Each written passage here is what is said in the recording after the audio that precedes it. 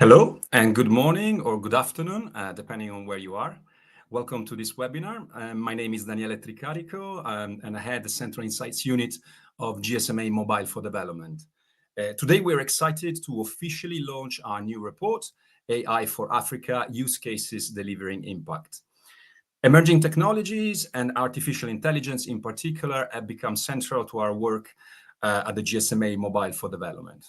The objective of this new report was to identify key opportunity areas and use cases where the technology can help unlock socio-economic impact at scale and in a viable way.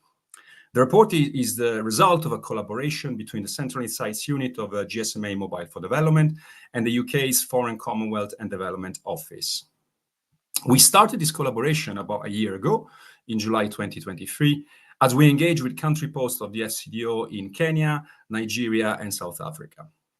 And we kickstarted a comprehensive, action-oriented research project that will look at the enabling ecosystem for impact-led, AI-driven initiatives.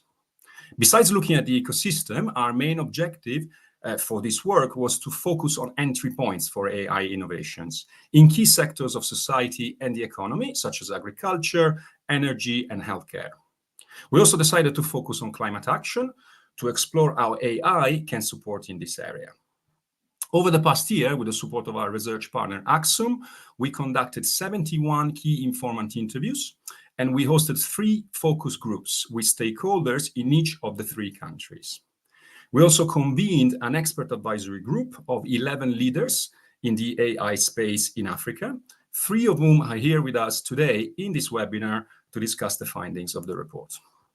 Today, we launch the landscape part of our report, which you can now find on our website. This will be followed by 3 country-level reports with rich insights from each one of the 3 countries, Kenya, Nigeria, and South Africa. In a minute, you will hear from my colleague Eugénie Homo, who will present the findings of the report. But first, let's hear from the FCDO about their perspective on AI for digital development and why this research is important.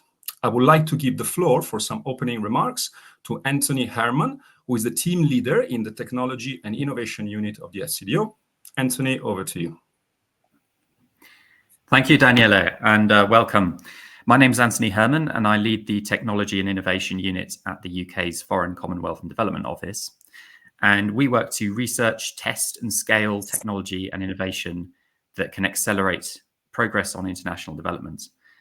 And over the last more than a decade, we've seen real progress in digital developments and several quite transformative waves of innovation, ranging from the adoption of mobile, extremely rapid, leapfrogging broadband and landlines and desktops in many developing countries, and through to the advent of mobile money, transforming financial inclusion for many people, all the way through to pay-as-you-go business models, transforming access to services for people living in poverty.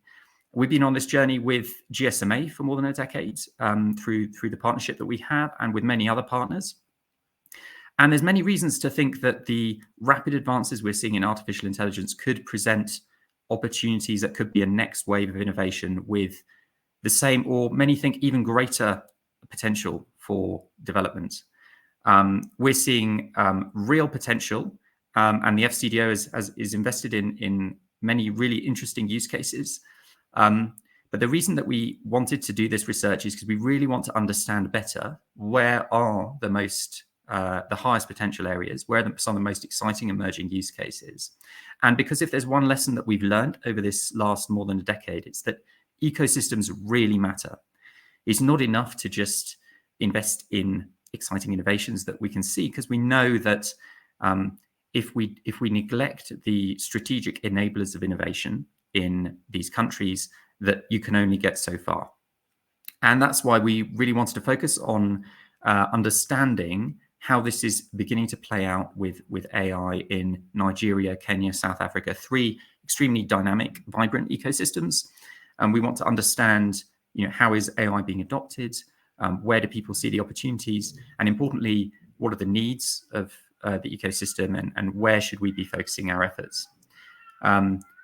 We in the UK, we launched last year a new program called AI for Development, which will work across Africa and Asia in partnership with Canada's International Development Research Centre and with a wider coalition of donors ranging from the Gates Foundation, USAID, GIZ and others. And this work will be really important in informing our approach going forward through AI for D, but also through our wider research portfolio, which is active across many countries. So without further ado, I think I'll hand back to Daniela to introduce our first speaker. Thank you. Thank you. Thank you very much, Anthony. Thank you for your remarks and for sharing your perspective of the FCDO. We are very excited about this new research, and we're going to hear about all the findings and the key insights from Eugénie in a minute. For us at the GSMA, this is really foundational research, which will inform more work as we look forward to support innovators, startups with AI solutions in the coming years, and we will do that with the support and the partnership of the FCDO. So now I would like to introduce my colleague Eugénie Roumeau, our Insights Manager at the Central Insights Unit of Mobile for Development, and one of the authors of the report. Eugénie is going to give us an overview of some of the key findings of the study. Over to you, Eugénie. Thanks very much, Daniele and Anthony, for these opening remarks. And thank you to everyone joining us today. So I'm excited to be sharing some of the key findings from this research. And I wanted to start with this stat that you can see on the potential of AI in Africa. So the technology could increase Africa's economy by $2.9 trillion by 2030. And so that is the equivalent of increasing annual GDP by 3%. So AI is already being deployed across Africa, but there is not enough evidence of solutions that really focus on addressing the continent's unique development challenges. And there was really a need to identify existing and emerging use cases with a high potential for impact and understand what is needed to support their growth. So that was a bit of a context and the rationale for starting this research. And so as part of the research, we identified over 90 use case applications that address challenges related to agriculture and food security, energy, and climate action in Kenya, Nigeria, and South Africa. And you can see on the slide that the distribution of solution really shows the dominance of Kenya, followed by Nigeria, in the deployment of these AI solutions for development. South Africa is also seeing a lot of momentum, but as a more advanced economy, it has less use cases that focus on social impact compared to Kenya and to Nigeria. And so looking at some of the emerging trends in terms of the sector allocation, almost half of the AI applications that we identified are in agriculture, especially in Kenya and Nigeria, and then followed by climate and energy.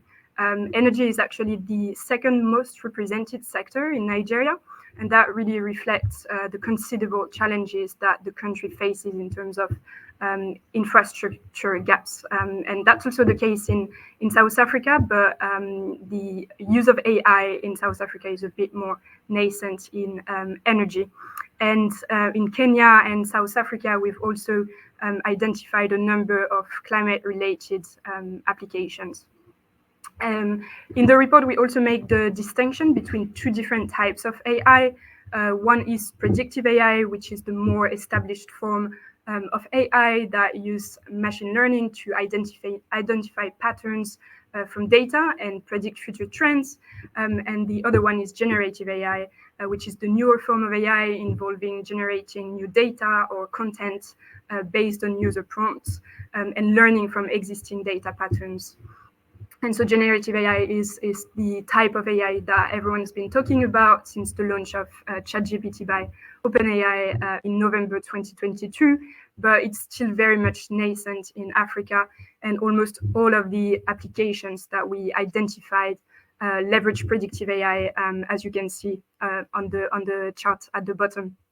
A key limitation for generative AI in Africa is the availability of local language data.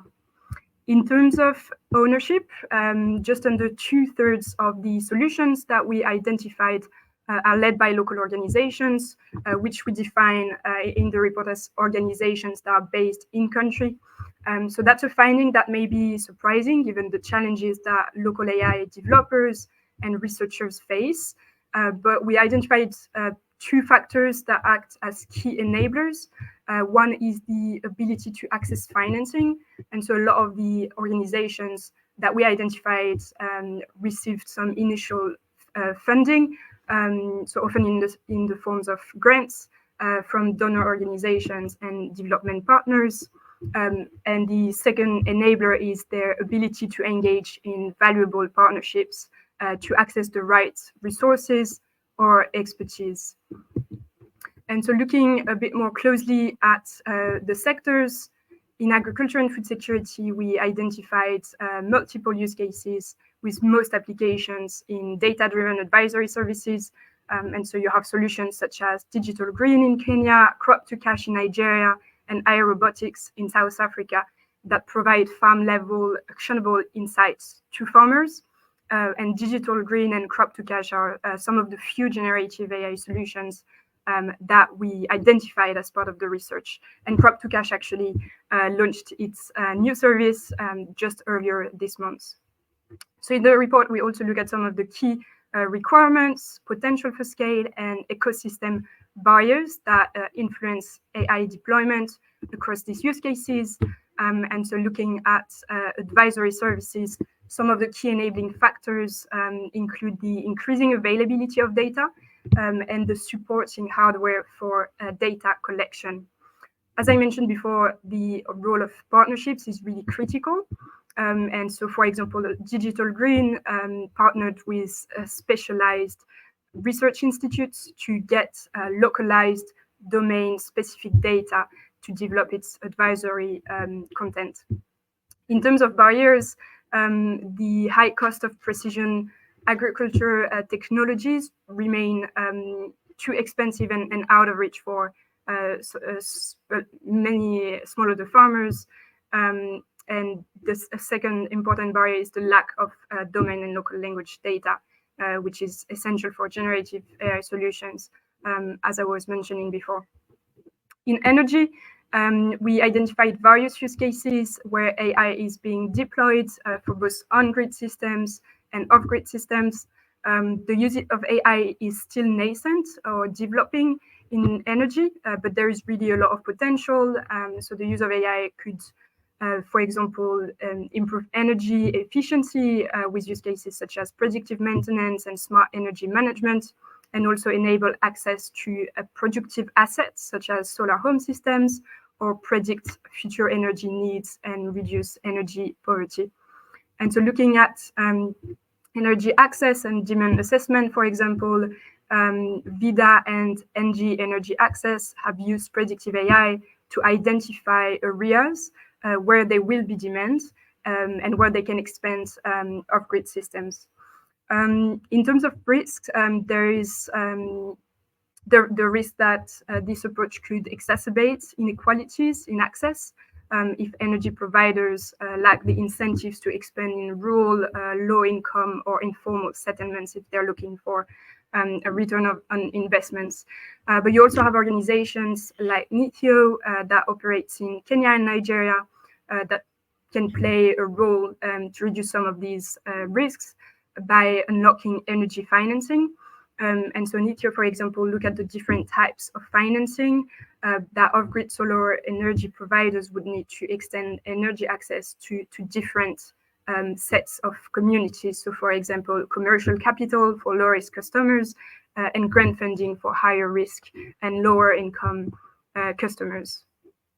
Looking at climate action, in this sector, AI can also support a variety of use cases.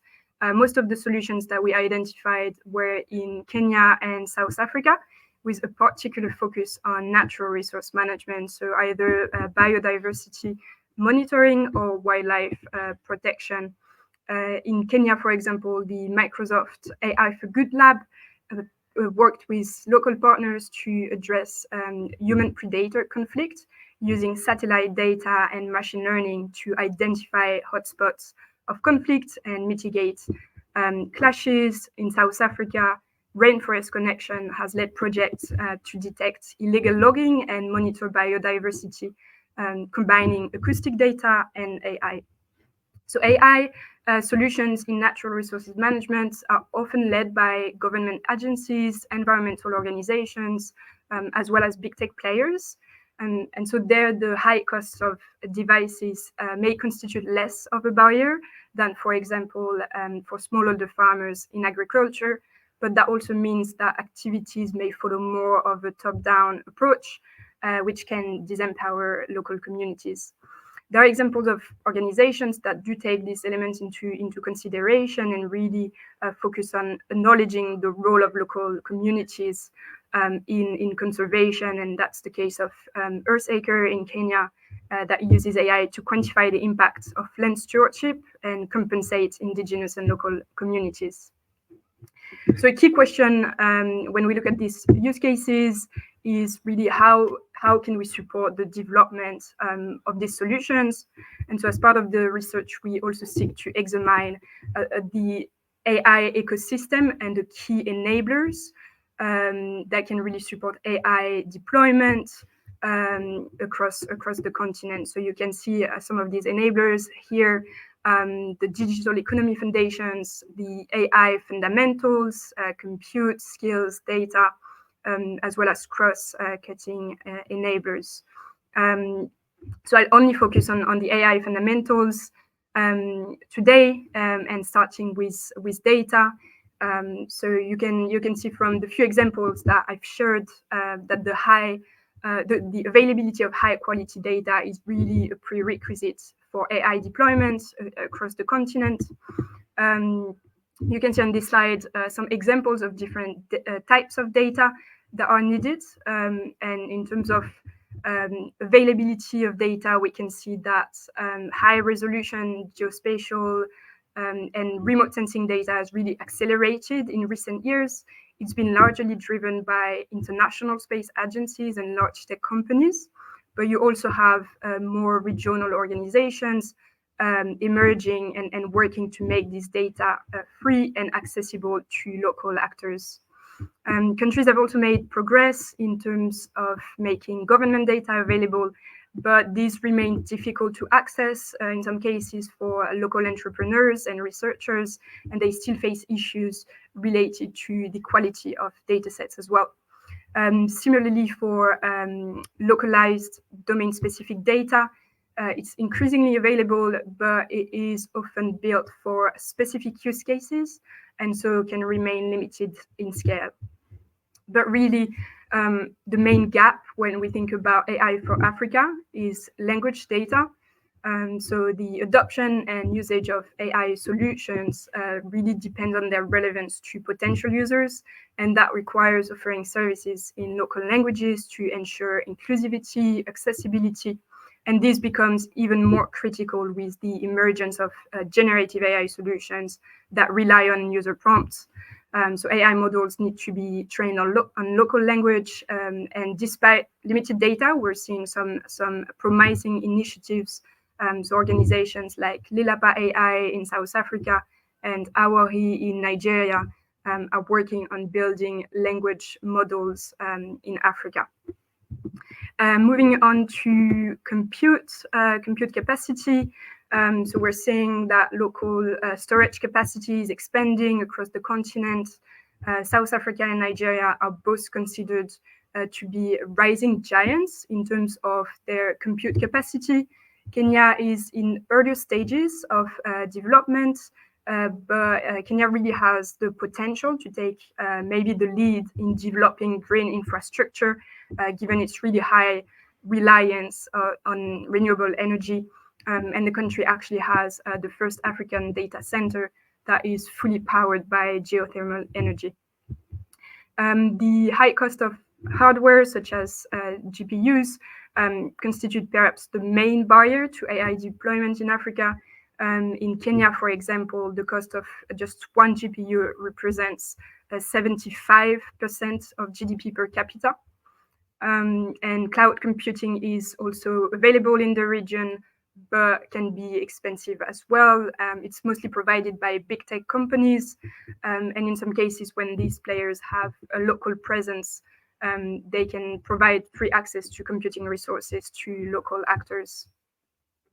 So as the ecosystem develops, there's really an opportunity for countries in sub-Saharan Africa to tap into their mobile-first markets and leverage edge computing. So that's where computing tasks can take place entirely on devices such as mobile phones. And there is really a potential here. Smartphone penetration is expected to rise to 81% by 2030, and this will be even higher in Nigeria and South Africa. And then finally, AI skills. So we identified a range of different skill sets that are needed to design and develop AI solutions. So it can be technical skills and competencies in computer and data science. But as a general trend across countries, what we noticed was a significant skills gap. And so we identified a range of different but interrelated challenges and barriers, such as the lack of collaboration and knowledge sharing between academia and industry, or limited availability of resources for practical learning. Several stakeholders we spoke with also mentioned that students often lack a robust understanding of the mathematical foundations that are essential to data science, and that there is a disproportionate focus on software programming and engineering as a proxy for AI skills. Beyond technical skills, there is really a need to develop multidisciplinary skill sets and incorporate AI skills into various fields to really be able to address societal challenges harnessing AI. On the other hand, end users don't necessarily need advanced technical skills, but they do require some level of digital literacy, as most AI-enabled services are delivered through mobile channels, and emerging services such as generative AI solutions that enable almost anyone with access to a mobile device to interact with AI models without coding or without technical expertise, but by giving more agencies to users as well, it really requires more awareness and the ability to carefully craft input prompts. So that's what's referred to as prompt engineering. So there are still important barriers to AI development, data, compute, and skills, which I've just talked about, as well as affordability. So whether that's about mobile devices through which most services are delivered, or the underlying technologies and hardware for data collection. For adoption and active usage of AI, you also need to ensure awareness, trust, and relevance of the services. And so in the report, we do include some detailed recommendations on priority actions to address some of these challenges. So I will now pass on to my colleague Tanvi for the panel discussion. Thank you very much, and please let us know in the chat if you have any questions, and we'll do our best to answer. Tanvi, over to you. Thanks, Eugenie, for the insightful presentation. Hello, everyone. My name is Tanvi Deshpande, and I'm also part of the Central Insights Unit here at GSMA Mobile for Development. So we're lucky to have with us today 3 AI experts who are each contributing to building the AI ecosystem in Africa through different ways. So let me start with Deshni Govender, who is the focal point for South Africa at GIZ's Fair Forward initiative. Deshni works on several initiatives at GIZ around AI capacity development, local AI training, data set generation, and data governance, as well as ethical AI policy creation and standards for data protection and privacy. So welcome, Deshni. Next, we have Dr. Olubayo Adekambi, who is the founder and CEO of Data Science Nigeria, or GSMA, a not-for-profit which is committed to building AI's Africa's AI skills ecosystem. Bayo is also a former telecommunications professional, and he has worked with MNOs like Airtel and MTL Nigeria in the past. Finally, we have with us Lucas Borkowski, who is the Senior Director of Strategic Partnerships at VIAMO, which provides voice-based social and behavior change communication for international development. And VIAMO is also a pioneer for voice-enabled generative AI for offline communities through their Ask VIAMO Anything solution. So welcome Deshni, Bayo, and Lucas, and we're very happy to have you join us today. So maybe let me jump right into the questions. As usually mentioned in my presentation, a critical enabler that has been highlighted by all is the presence of a robust data ecosystem that is also equipped to cater to local challenges in Africa. So my question is, can you tell us more about why it's important to build data sets that are specifically local level, and what are the kinds of data that are critical to building data sets that are catering to challenges in Africa? So maybe Deshni, I can start. Tanvi, I'm so sorry to rain on your parade, but you were not audible for the last 30 seconds. So I think anyone who was listening to the webinar probably did not hear what you said for the last 30 seconds to a minute. I'm so sorry. Can you hear me now? Yes. 100%. Yeah? Yes. Okay. Okay, apologies for that. I guess there was a technical glitch in the background. So let me quickly introduce our speakers again. Hi, everyone. My name is Tanvi. I work with the Central Insights Unit here at GSMA Mobile for Development. And we're very lucky to have with us today 3 AI experts who are all working to build the AI ecosystem in Africa in different ways. So to begin with, we have Deshni Govender, who is the focal point for South Africa's GIZ Fair Forward initiative. So Deshni works on several initiatives at GIZ around capacity development for AI, local AI training, data set generation, and data governance, as well as ethical AI policy creation and standards for data protection and privacy. Next, we have Dr. Olubayo Adekambi, who is the founder and CEO of Data Science Nigeria, or DSN AI, a not-for-profit which is committed to building Africa's AI skills ecosystem. Bayo is also a former telecommunications professional and has worked with MNOs like Airtel and MTN Nigeria in the past. And finally, we have Lucas Borkowski, who is the Senior Director of Strategic Partnerships at VIAMO, which provides voice-based social and behavior change communication for international development, and is a pioneer for voice-based generative AI solutions for offline communities through their Ask VIAMO Anything solution. So welcome to you all, and we are very happy for all of you to join us today. So let me jump right into the questions. So I guess I'd love to hear a bit more about your thoughts on the AI fundamentals that Eugenie just talked about. So one of the critical enablers that we have identified has been the presence of a robust data ecosystem that kind of is the foundation for building an AI for development ecosystem in Africa. So can you tell us a bit about why it's critical to build data sets that are specifically local level and are catered to solving local challenges in Africa? Maybe I could start with Deshni.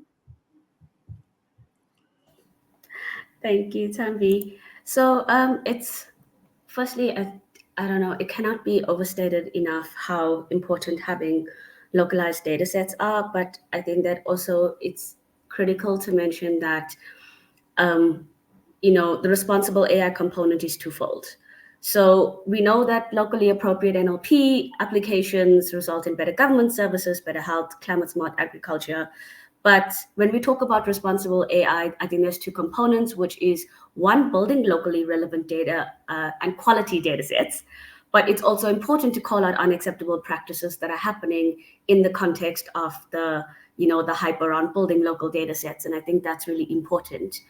For us, I'm particularly living here in South Africa, and we have 12 official languages, but sign language. I think context-specific solutions are really important.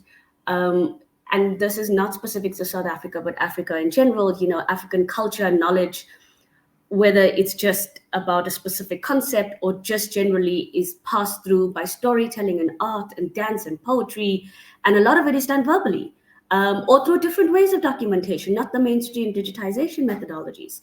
So, you have local mannerisms and nuances of language, and pretty much very little, if any of it, is English. So when we start talking about local data sets, and then we talk about generative AI that was mentioned in LLMs, we start to see that an LLM is by no means an agent for language. It cannot be, and least of all culture. So when we talk about language, we know language is culture, and culture is context. And you start to ask yourself, cool, let's just create a data set, in a local language. But just creating that data set in a local language doesn't bring any meaning or of the context and the culture if you don't know what's going on. And so we start to ask ourselves, like, if you're looking at creating a data set in Swahili, do you, for example, agriculture in Kenya, can you imagine a smallholder farmer actually using a chatbot in American English for agricultural extension services? So now you start to look at not just creating the data set, but having the domain knowledge of that and what that means for a smallholder farmer or the smallholder farmer community. So for us, I think the important point I would drive is that it's not. There seems to be this misnomer that just having a data set is enough, and it can correctly quantify what a language means, and then we can just build chatbots and services, but that's not always the case. So it goes a little bit more than that. And I think that's where investment research fails, because oftentimes it's done for commercial purposes and not necessarily stewardship of the culture and the language. So I can go a bit more into it, but I'm going to stop here.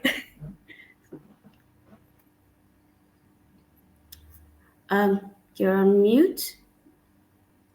No, can you hear me now? Yes. Yeah, okay. So I guess it's a good segue to move to talking about BIO's initiatives at Data Science Nigeria as well, because I think one of the things that you're working on now is building local language data sets, but not just local language, mixed code language data sets as well. So can you tell us a bit about what your approach is to doing that? Thank you very much. I think building on the first speaker, we realize that what we currently crawl on social media, YouTube, on the screen, in terms of language that are being used for modeling, are completely different from what is spoken by everyday people, from which AI solutions need to be built in context. And as you are aware as well, many of our languages are undocumented.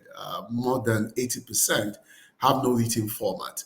So also with the issues of massive illiteracy, look at Nigeria, for example, where 31% of over 200 million people cannot read or write. So there's a need to build new corpus of data set that are not necessarily written, that can be audio. Since people can speak, why not build on that? So our model is that we're thinking about building the Siri or Alexa of Africa. So that means that we have to be audio first, speech-led, where we can build models that can be speech to text, text to speech, or even speech to speech, such that a farmer can talk to an application in his local dialect about an observed disease in his farm, and he can get real-time guidance or even real-time diagnosis where there are no doctors from the local medical practitioners. So for us, it's about understanding the fact that speech is critical, audio is key, and secondly, nuancing and localization. What that means is that how do people really speak, not what is written online, which is largely used for most of the models that we have today. People could mix. There are a lot of dialectal infusion. So it becomes important that we have a new model of building data set that recognizes those diversity in terms of code mixing, people mixing 2 languages or even 3 languages, such that we bring in a lot of representativeness and inclusion into how our model can learn those diversity and be able to solve real problems in Africa in the way we use generative AI very innovatively and in a very equitable way. Over.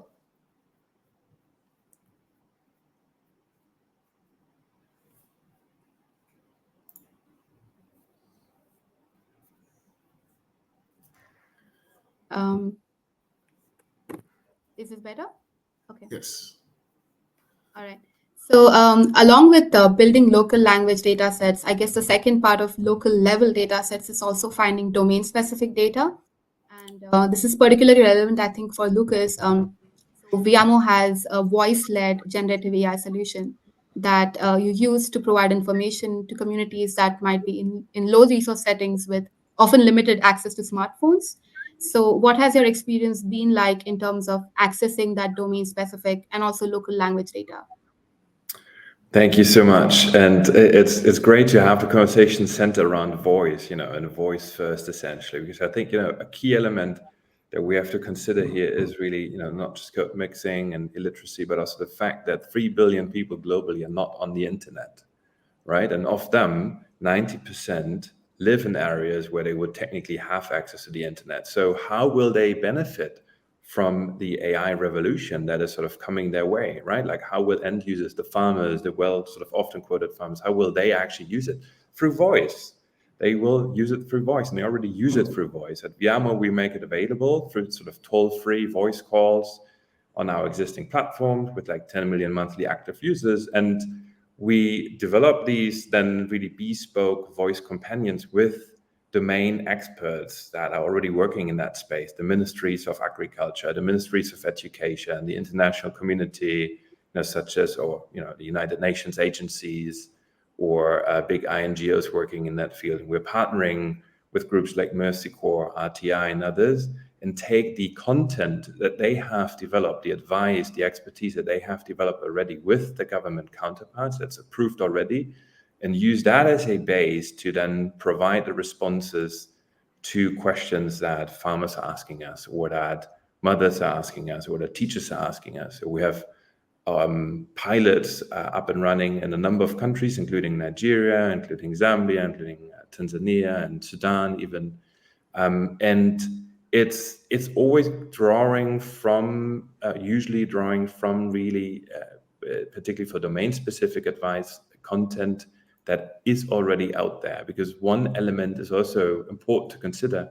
There is a lot of information, domain-specific data available. It's just a matter of finding it and collating it, curating it, and then obviously contextualizing it, and then making it available in the really needed languages. But there is a host of data out there. It just has to be made accessible. And from our point of view at Viamo, right, like waiting for this big mobile internet boom is a bet on the future. 80% smartphone penetration in 2030, hopefully, yeah, that would be great. But what about the 20% that won't have smartphones? What about all the people that won't have the digital literacy to use their smartphones? What about all the people that don't speak the languages in which all the information is already available? I mean, that's a big challenge right now. So voice already, like Bayo said, is the gateway, and it's the everything app. So let's make it available in local languages now, because we can't wait even 5 years to beat things like, gender-based violence or climate change mitigation and other bits and pieces. So it is about making it accessible in local languages and in voice right now.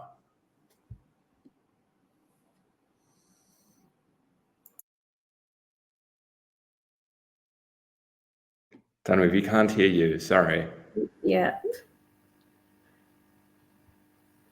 Mm-mm.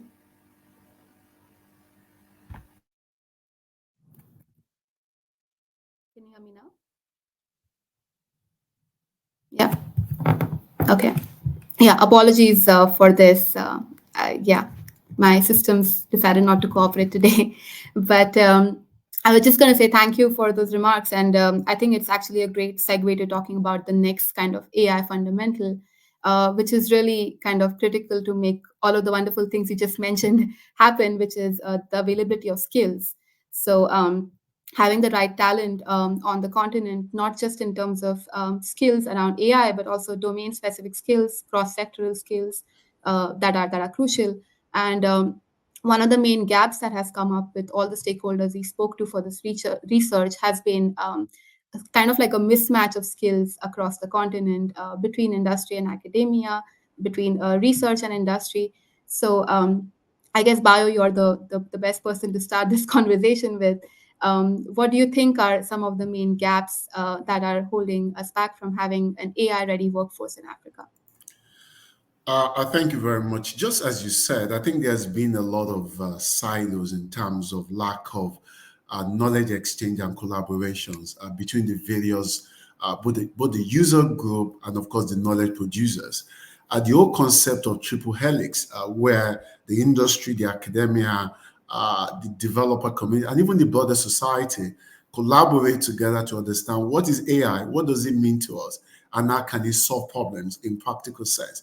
But I think in the last few months or years, things are changing.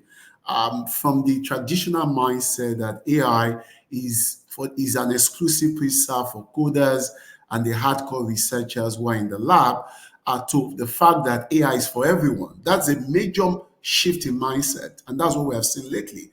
And this is fast changing, where we're seeing more people understanding that AI is for me. So the whole concept of mass literacy in AI is growing.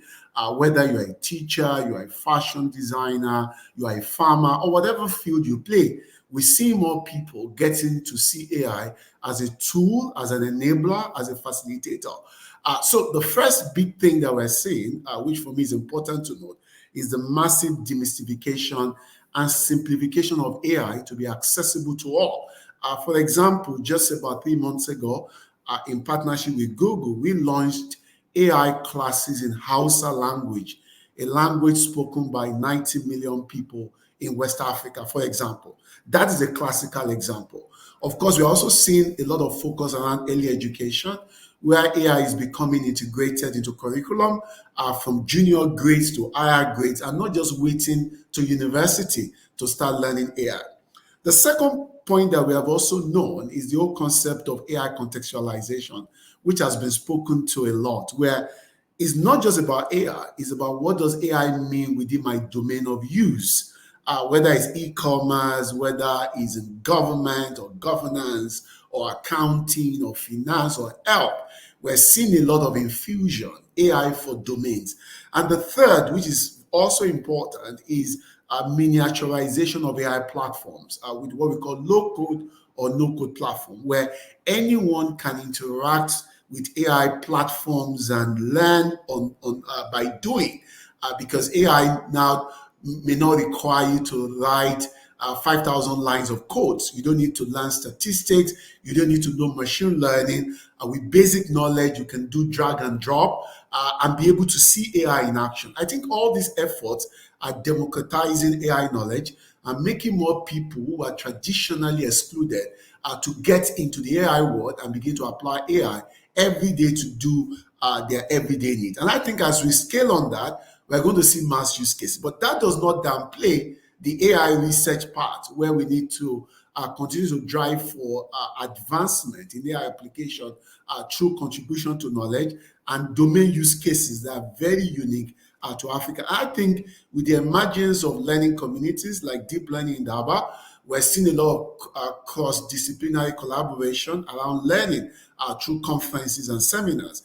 And I think this is scaling up, and we're going to see more of them emerging in the next few months to come.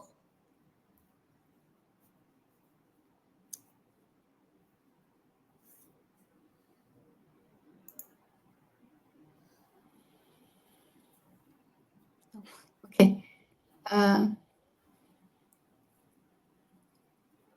Yeah. Is this better? Can you hear me? Yeah. Okay. Okay. Thanks for that, Bio. And Lucas, from the point of view of Sorry, Jan, we can't hear you. Apologies. Apologies for this. I don't know what seems to be the issue. Yeah, is this fine? Yes. Okay, yeah, please flag it if you can't hear me. So Lucas, from the point of view of a startup, what's your take on the availability of AI talent in the market, especially given that you are piloting a Gen AI solution? And has that been different in different regions in Africa? It'd be great to hear your take.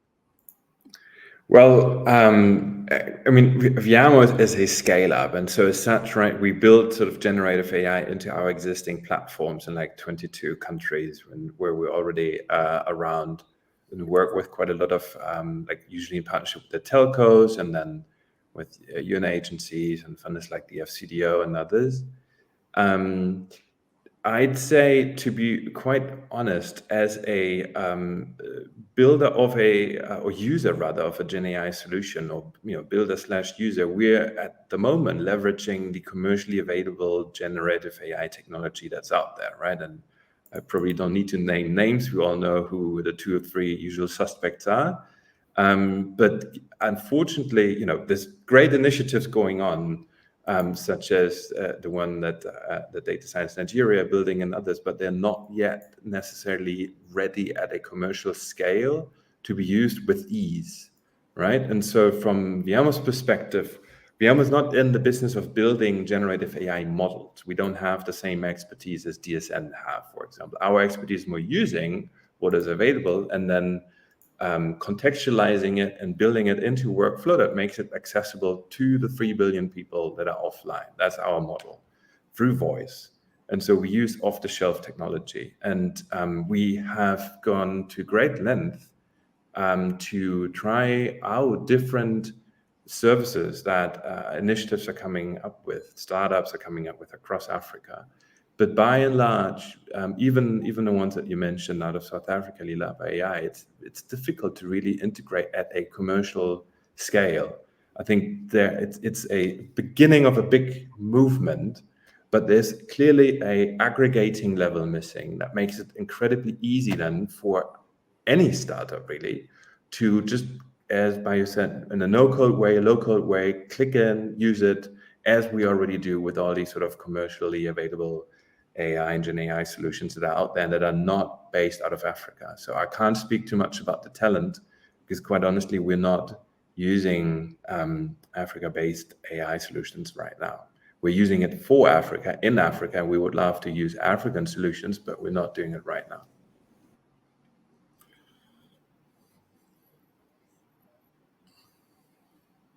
Sorry, Tanvi, still can't hear you. Can you hear me now? Yes. Yeah, I was going to say that in itself is yeah. We hear you, Tanvi, but you're soft when you start speaking. Okay, let me try to speak up a bit. Maybe that would help. Tanvi, can't hear you. Now? Yeah, okay. Yeah, okay. So, Deshni, I kind of wanted to switch the conversation a bit in terms of skills still, but looking at the work that GIZ has been doing in terms of working with governments as well, can you highlight some gaps in awareness and sort of skills among government and other entities? Do you think that capacity building is needed for these stakeholders as well? Cool. So I got most of what you said. Yeah. So I think that firstly, and I probably would say this across the board, but anybody who knows me well, that I am a massive gender equality activist. So first things first, I would say in the context that a lot of skills training, irrespective of the sector, is probably not adapted for sectors or for the target audience. So the first thing we've noticed, and particularly in GIZ, was that when we start with AI training, also let's just take AI training first before we start talking about governments and policymakers. So AI training as a concept, they're like, cool, this is AI, this is tools, and there's all these wonderful things, and we need to do it, and we need to learn. But the methodology that people have been using on this context is the same SOC standard thing that they've been using. How did we learn science? How did we learn engineering? How did we learn everything else? And now you're applying that same standard to AI. And yes, of course, now we're talking about localized languages and context and culture, but still, it's like, oh, we need to have a training. Here's a training, cool. But nobody stopped to think about the context. So one of the things I would bring in, and then I would shift it to the policymaker component, is, for example, the massive imbalance of women in STEM subjects, and particularly in AI, and just overall representation of minorities and marginalized groups in this. Just because they're not there doesn't mean they don't understand and that they don't have the capacity to understand. The problem is that training is either done at a level of privilege to privilege, and I think Lucas touched on it a little bit earlier before when we were talking about, half the, a big chunk of the population doesn't have internet. So now you want to create AI solutions, but AI solutions for who? For AI solutions using internet for people with internet. It's almost kind of a circular privilege situation. So one of the things we've done in GSZ in particular is create what we call the AI and Data Science Bootcamp for women. And it is specifically designed for women in Africa. And it actually looks at the challenges and barriers women face. And we know that, again, women across the board does not mean that the challenges we experience in Africa is what people experience in Asia and what people experience in Latin America. So again, it's about context and understanding that. So when you're creating capacity development, know who you are creating for, and then look at how it is that it needs to work. And I would like very quickly explain, and I'll go on to the policymakers. So when you talk about capacity development for women, and let's use South Africa as a good example, we know we have electricity bingo, otherwise known as load shedding. So when we create a capacity development, how do we, overcome the barriers of load shedding? How do we overcome barriers of women not being online or being online or not being online, having to go to a training center late at night because, crime is an issue? How do we account for the high data costs? How can we also ensure that when we're doing capacity development, it's also including young mothers, because women have domestic care responsibilities. And this is also cultural. It's not just a South Africa thing. There's still the societal and cultural expectations of people, of men, of women. So these are all the things that we need to consider when we're looking at a training. So now taking this to the policymaker side and how does this work? Again, it's also, and touching on the context that Bayo mentioned, which was sharing information. I think that the one thing that we've seen and probably works well is when the African continent and the countries within Africa, but also different continental figures, they stop competing with each other and start working together. Because 9 out of 10 times you would find that the capacity development components that's missing or that's needed in South Africa is similar to Kenya. So one of the things we've done within the Fair Forward project is actually form what we call So I know the acronym in my head, but let me say it right. It's the Africa Asia AI Policymaker Network. It is a mouthful, but basically the Policymaker Network. And what the Policymaker Network does is basically taking the officials, like the high-level officials that we work with, so the ministry partners that we work with, that we take on the journey with us, and then provide them with a platform to A, peer learn, to B, ask questions, to be able to learn from Ghana and South Africa and Rwanda. I mean, we operate 5 countries across Africa and 2 in Asia.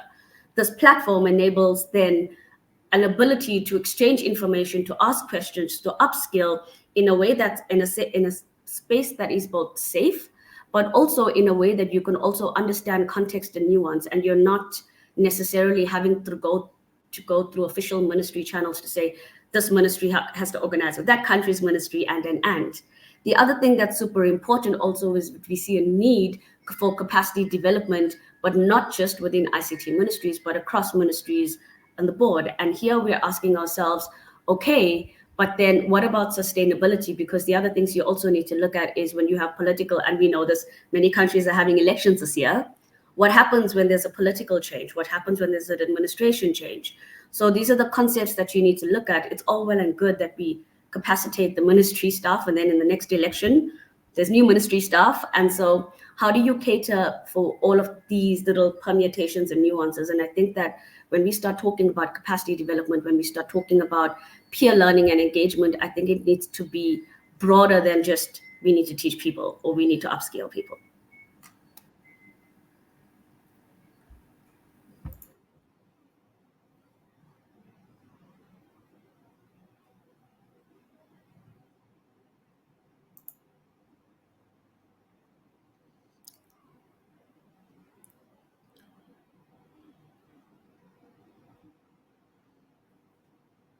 Tanwi, we can't hear you, unfortunately. We can't, yeah.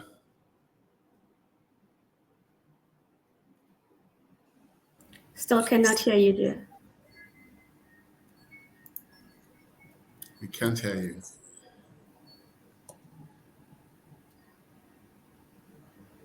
We seem to be having a bit of an recurring issue with Tanvi, with our microphone. Let me jump in quickly, just to take a question from the audience. We have a few questions in our live chat. I will ask you this one that is from Mohammed. As highlighted in the presentation, the cost of compute resources is significantly high relative to the per capita income in Africa. To address this challenge and foster the evolution of the AI ecosystem in the coming years, what will be the key steps that are needed? Who wants to take this one? Okay, maybe I can just attempt. I think there's some emerging best practices that we're seeing on compute distribution. Number one, we already have a discounted compute power for research and for startup as well. Most of the big cos, as in big operators globally, are providing discounted access for startup, especially in Africa, from NVIDIA Inception Program to AWS. That exists. And then we're now having a lot of in-country based, local, cloud-based organizations that are providing GPU on demand, which of course lowers the entry point and lowers the access.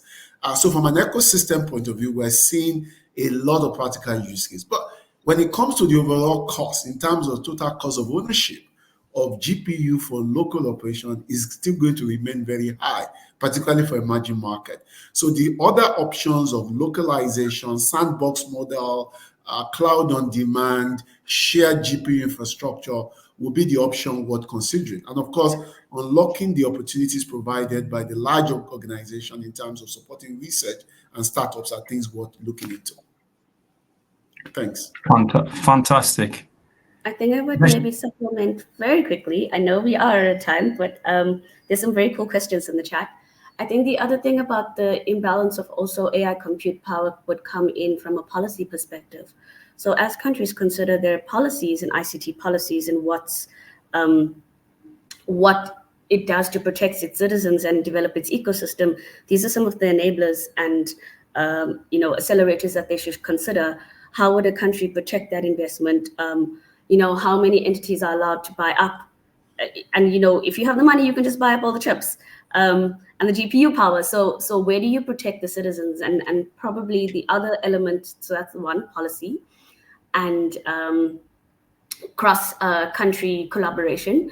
And then the second one I would look at from an industry perspective, not necessarily big tech, but telcos, and also, well, in the South African case, like banks, financial services who have a lot of money in research and development. How might they consider collaborating with the university? Because again, if you use a university as a way to do fundamental research, but also that solves an economic problem, you can maybe form some better partnerships and the researchers have some access to the compute power and the commercial element that the industry has, but at the same time, you're collaborating to solve an economic need.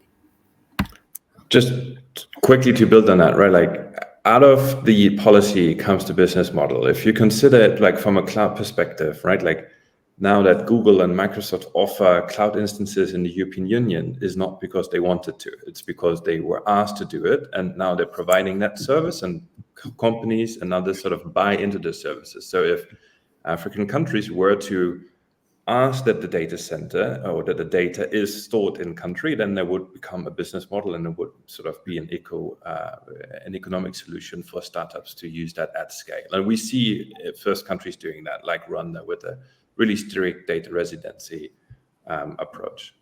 Yeah. Fantastic. We're almost there with the hour, but I just wanted maybe to ask you a final question. We have covered data. We started by talking about data skills, and now we're mentioning obviously the keyword collaboration and partnerships. Lucas, maybe I wanted to ask you if you could comment on your experience, because it is in your model to build partnership, right, across multiple countries. And I wanted to ask to all of you, what are some of the key considerations now and the best practices to make partnerships work well now in the AI ecosystem? So in your case, how have you been able to successfully replicate now this partnership for your AI solution in different African countries? What are the different types of stakeholders that you've partnered with, and how do you make this happen? That would be really good, I think, to hear from you. Great. Okay. And I know we're at time, so I try to keep it short, but I'd say there are 3 different types of partnerships that we have, and we hold them all around a common good and a common objective. Like Viamo is a social enterprise, so it's about really sort of helping individuals overcome their own challenges and sort of, take meaningful decisions. We work with the telcos, but we've already been working with them in a sort of private partnership model, right? Again, not CSR, but more to sort of do this at scale. And we see that work extremely well also with FMCGs and other private sector companies when they have a sort of really business model driven interest in the partnership. Second is a content. For that, we often work with INGOs and UN agencies that already work with government. And then lastly, really as a government itself. And the key objective or the key sort of success factor there is the shared objective of, in the end, driving a social good and doing something really meaningfully, but doing it in a financially sustainable version. So Viamo is not paying these partners to the contrary. Some of them are our clients, but with some of them we have like no money interactions, but all sort of parties involved have a significant gain also on their books and in their business model. And so I would say that like partnerships and data partnerships, people that sit on a lot of data won't give that for free, but what can you offer them other than just money, right? And like really trying to sort of build a coalition to do something meaningful. Fantastic, thank you. Any final comments when it comes to partnerships, Deshni, Bayo? Well, building on the last point, I think generally the data collective approach will work, particularly when you look at large volume data owners, particularly the telcos. I'm glad this is GSMA led. With the learnings from COVID, where we rely on mobility data, I believe that the large data set in call centers of telco can be very useful for model building in Africa. And like we say in Africa, if you want to go fast, you go alone. If you want to go far, let's go together. And that's the spirit of partnership. Thanks. I think I would probably add just on that, and definitely that is such a such an African concept to say let's go together, because it still embodies a sense of community. And maybe bringing that in, I think that oftentimes we think of partnerships like, big tech or industry, but I mean, it could be partnerships could be just as effective with grassroots organizations like Data Science Nigeria, Ghana NLP, Masakane, where these are the people who have the context, who have the reach and the network on the ground.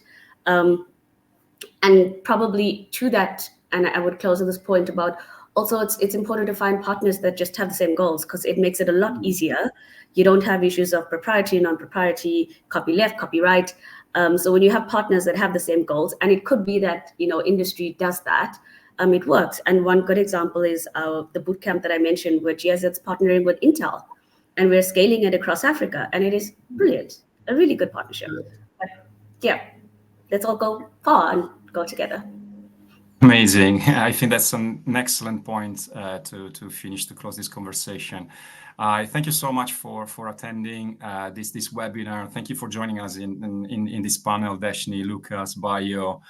Thank you, Eugenie, for your presentation, and Tanvi as well. Apologies for the technical issues. Tanvi, you did a great job with the moderation. You have the link to our report in our chats, and you can also see here our QR code. Eugenie, you wanted to add something? No, it was just to thank everyone who's been joining. Thanks the FCDO as well, who's been commissioning the research, and all of the organizations and stakeholders we consulted for the research. And also just a note that we will be releasing some country level reports in the coming weeks. So please do keep an eye out for this as well. Thanks very much.